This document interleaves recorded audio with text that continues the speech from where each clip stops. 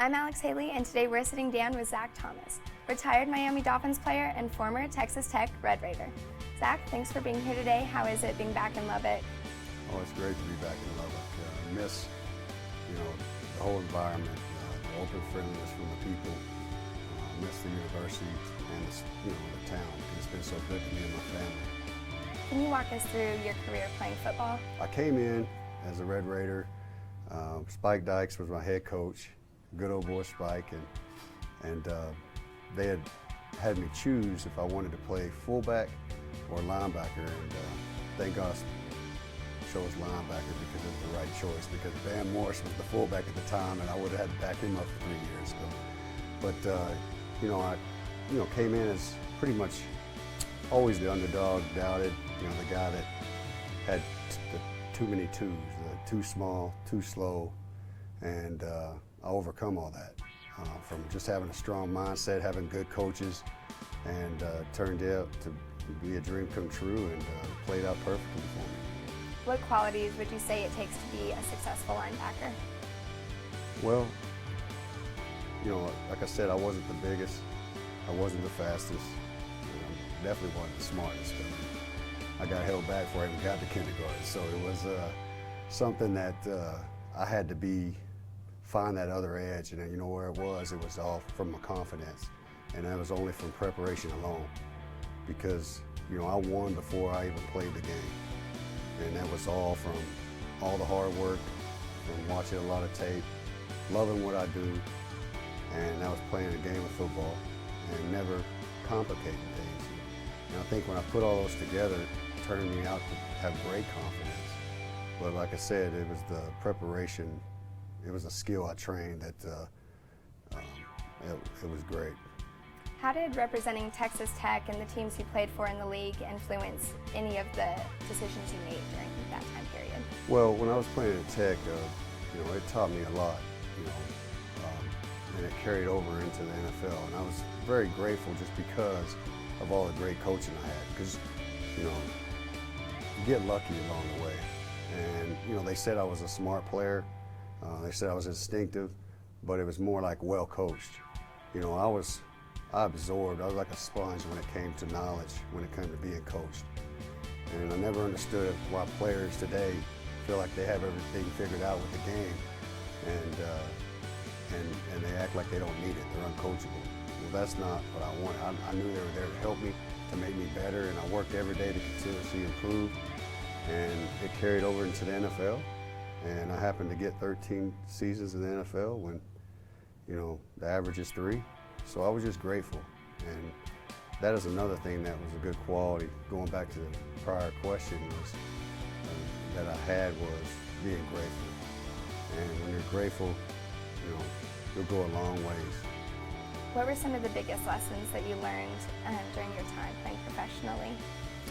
The biggest was not being afraid to fail, because you're going to get beat. The best get beat. You look at any sport, it comes from basketball. The best players are always the ones that want the last shot, but they miss that shot more than they make.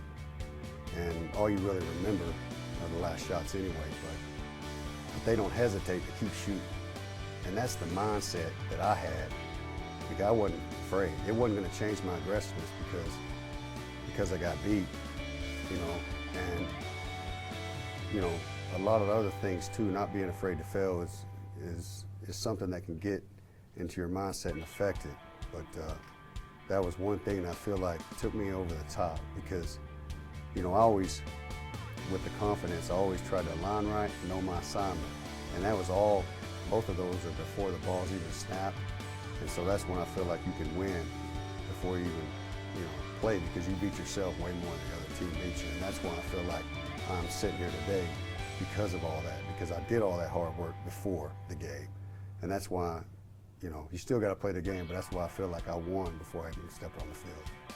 How have you seen the Texas Tech football program progress over the past several years?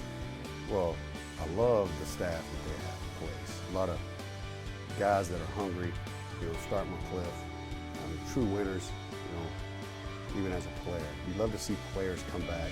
And he's going to be passionate about the program, the town, and that's why you support. And he brought a lot of guys that he played with and that have knowledge of the game, but you still got to give him time. It's his third year, and I feel like you got to get his guys for his mindset. And I know the guy's a winner, and I know he's going to take this program to another level. And but it's all the culture. You gotta change the culture in the locker room. You gotta get that mindset that I keep talking about with every one of your players. If they get a strong mindset, your body's going to follow. And if you get that, you'll win a lot of games. And that's what he's trying to do. But I like the talent that they have and the direction they're going. Reflecting back on your time here, do you have a favorite memory that comes to mind? As for memories, the locker room was fantastic because that's what's remembered. You know, you look back and you don't really remember, you know, certain games. You don't remember, you know, stats of guys. But what you remember is that respect that you earned in the locker room from your teammates. And that's what's most important. That's what it's all about. Because I'm not, at 42 years old, I'm not sitting here proud that, you know, of all the honors. You're not proud of that. Because, you know, there's plenty of guys that got honors and everything, but they weren't great teammates. But what makes you the most proudest is being a great teammate, being there for your guys in that locker room, because there's nothing like it. So going off that, with the honor of being inducted into the College Football Hall of Fame, who did you celebrate that with? You know what? I was driving to Orlando to go to Disney World, and I celebrated with my family because Kirby Hocutt gave me a phone call, and he had told me over the phone. So I was excited. Didn't really hit me at the time, but to see some of the guys that are going in, that I'm going in with, you know, I dreamed big as a kid, and I overcome a lot. I was always doubted, and I wouldn't want it to change because it motivated me. But I didn't want it to play out any better than it did. It's just, for me, come a long way from a small town kid that really never was the best, you know. But I turned it into really good. And what's life been like for you since retiring? Challenging. Not because it's hard to turn the page after playing football. I have 3 kids, a 5-year-old, a 4-year-old, and a 6-month-old. So it's more challenging than football ever gave me, being a dad.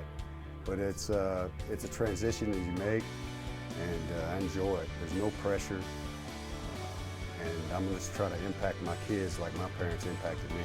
I'm going to try to